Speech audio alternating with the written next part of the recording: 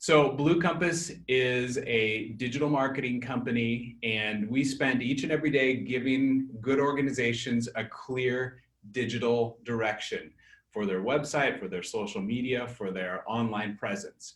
And so we have a full team of designers, developers, and digital marketers that just spend each and every day getting more clients to go to our clients' websites, so getting more people to go to our clients' websites and then getting them to convert on those websites, or in other words, getting them to complete the actions that our clients want them to take once they get to the website. So we do that through web design and development, through search engine optimization, which is one of our specialties, through user experience testing. I mean, we watch what people do when they get to websites, how they interact, and then we improve websites to make them more conducive to our clients' goals. And then we do social media marketing, digital ads, a lot of content marketing, writing blog articles, online videos, and things like that. It used to be 10, 15, certainly 20 years ago, a business would put a web page up because they thought they had to. Sure. They're in the business of doing their business. They're not necessarily in the business of marketing. And this has become so nuanced and so broad now with all of the social media. Yeah. It's really hard for a business without a dedicated team within that business to do it right. And so what you're doing is saying, let us be your dedicated team. Absolutely. Yeah, we have a full team here of people who do this each and every day. And we've gotten really good at it over the years. And so usually, our clients are really busy and they're doing things that are fit into their industry and their expertise, and they don't necessarily have time to be up to date with all the latest Google algorithm changes or know what Facebook is up to. And so we do a really good job here of just staying on top of all those changes that might affect our clients' online presence. And so for Google, for instance, I mean, if they make just a tweak to the algorithm, that can make some websites decrease on the Google search engine result page. And if your site goes down just one or two places, that can lead to a decent amount of decrease in the visitors that are coming to that page. And that ultimately means, less visitors, less awareness, less conversions, and ultimately less dollars for the business. So it's really a big deal. And it's so complicated and it's changing all the time that, most of our clients just don't have time to keep up with it. We want them to keep focusing on what they're really good at. And we want them to feel like we are an extension of their team.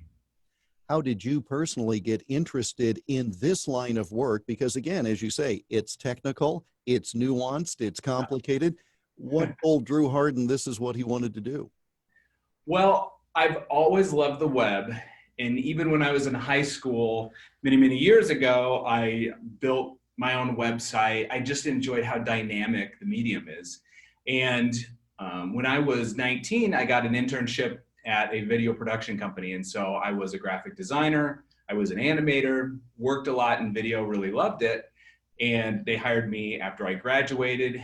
And a couple years into it, though, I realized, I really miss digital. I really miss the web and just how fun and dynamic and ever-changing that medium is. And I recognized that, there were a lot of businesses out there, especially back then. So this would be about 2007. A lot of organizations that don't necessarily have the time and energy to figure out the right direction for their online presence. And I just really wanted to help good businesses do that. And, back then there weren't many, if any, digital marketing companies that were agencies that just focused on the web. I mean, there's a lot of agencies out there that focus on TV and radio and print and maybe the web as well. And I just really wanted to create a place that just did one thing and it did it really well. And so that was kind of the inspiration for it. And I ended up realizing that I couldn't do it on my own. And I had very little experience back then. I had a passion for digital, but there's so much about it I didn't know. I mean, I was 25 when I came up with the idea for Blue Compass. And so I had a great friendship and relationship with one of the guys I worked with who worked in the web a bit. And, one day I just asked him, I said, hey, would you ever be interested in leaving this place and starting a place that just focuses on the web? And he was like, my wife is pregnant with our first kid. I don't know if that's a good idea. This is And not a so, good time to make a major life no, change. no. And that was a very reasonable thing for him to say. And so I was like, yeah, that's it. But I'm a pretty persistent guy. So I just kept asking him, Jeff. I just kept asking him day after day. And finally, I think he had a bad day. And he said, let's give it a try. And so my wife was actually pregnant with our first child at the same time. So I don't know if this was very smart, but we ended up quitting our jobs. So this again was in 2007. And we never had funding or a business plan or debt. And I mean, when we started, we didn't have clients either. We just were working out of our homes. And people ask me sometimes, were you scared to do that? That sounds really intimidating. And I was never scared at all, Jeff. And it's not because I'm smart and wise and I know what I'm doing. I think it was probably just because I was young and ignorant.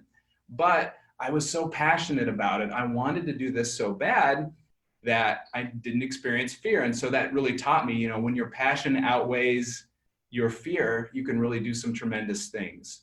So we got off the ground and, it was just the two of us. In 2008, we got some good clients. We were able to hire someone, and slowly over the years, we grew and grew. And we're in about our fourth office right now. And we have a team of 30. And it's been a really good trip and a good experience. Blue Compass is 13 years old now. So I've learned a lot along the way, as you might imagine. But it occurs to me, and I often talk to people for this program about what was it that led you to take the leap. And it sounds like you had such a passion for it that if you had not done it, you would have spent the next 20 years of your professional life wondering what if. I think that's true.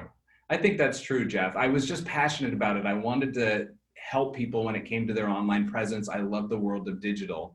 And I think you're absolutely right. Passion was a lot of it. And passion is so important for all of us, in our relationships, in our professions, whatever we do, passion is really, really important. So as you have seen this just explode in terms of when you started, it was just web. And now it is all of that point-to-point marketing with social media and this new explosion of additional competing platforms. Does that suggest to you that the opportunities are even more going forward than they have been? In other words, is this still on the upswing? It's still on the upswing. Yeah, it is.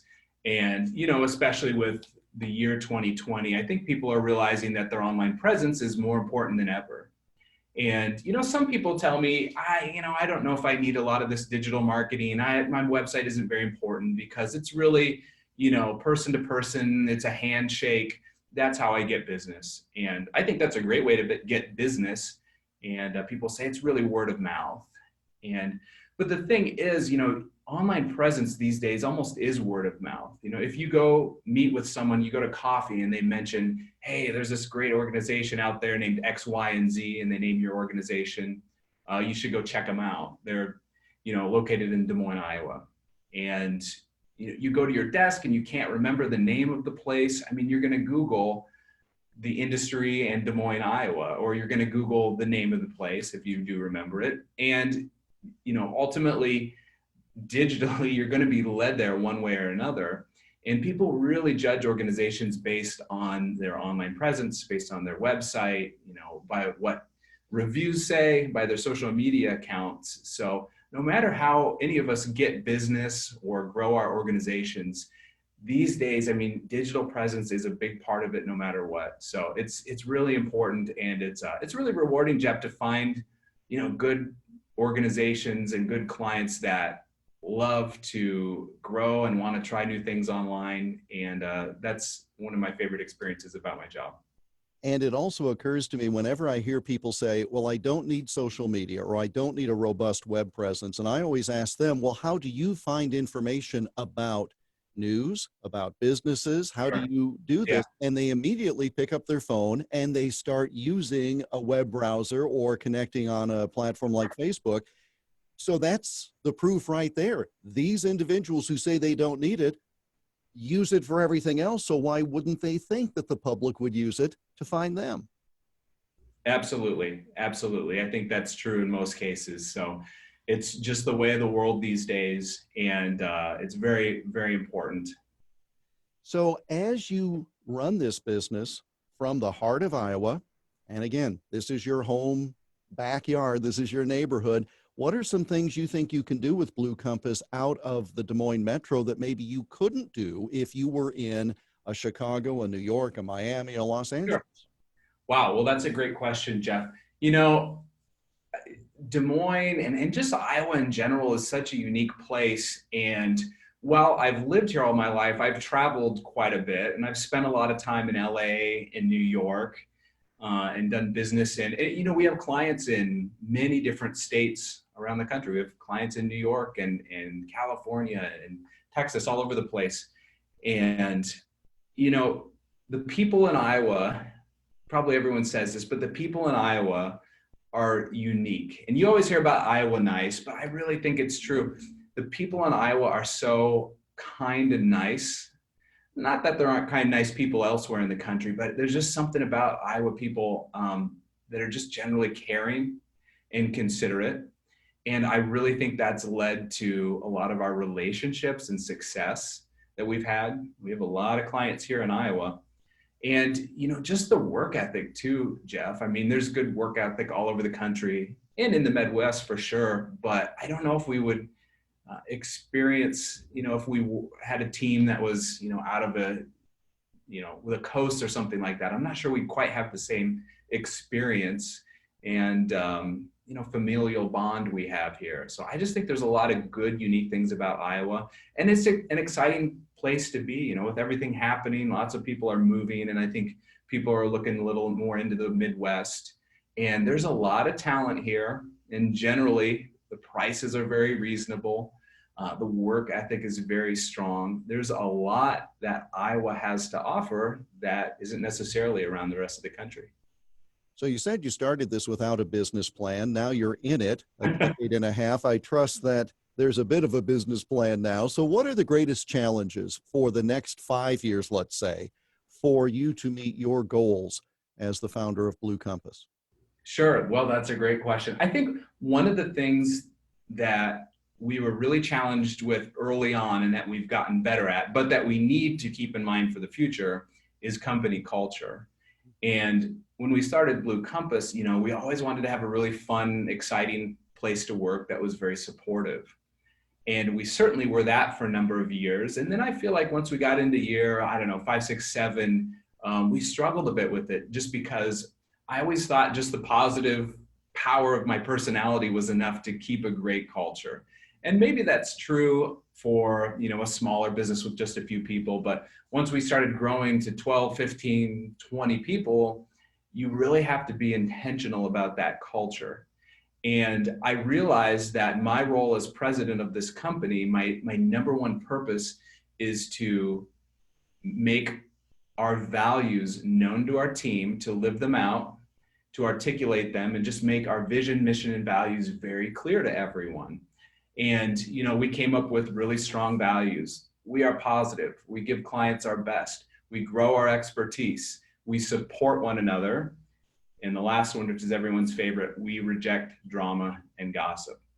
And so just following those values about halfway through our existence changed things. And it helped put us on a really good path. And I'm really, really proud of our culture. It's really supportive. I always say, I think at a lot of jobs, people actually have 2 roles, even though they only have one job description. And one of their jobs is the job they're paid to do, and another job they're not paid to do, and it's spent maybe looking over their shoulder, making sure someone doesn't take their credit, maybe trying to avoid drama and gossip or cover up their weaknesses. And I feel like, you know, if we can create an organization where people don't have to do that, where they feel very supported, where they're free to have fun, they can spend those energies instead in doing great creative work. And so just having a great culture is so important. And I feel like, you know, we've struggled here and there over the years, but we really nailed it right now. And so as we move forward, I think continuing to keep our team members, you know, happy and supportive is really going to be important for us. And especially as things go more digital and remote and things like that. We are not a fully remote company, and we have right now we have about half of our people in the office and half our people out of the office, but eventually we'll be all together again. And so just continuing to foster that really supportive culture, I think, is going to be important for us.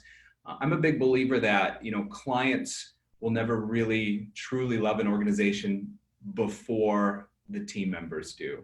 I think it just seeps through when you have that great culture. So that's probably one of our biggest focuses.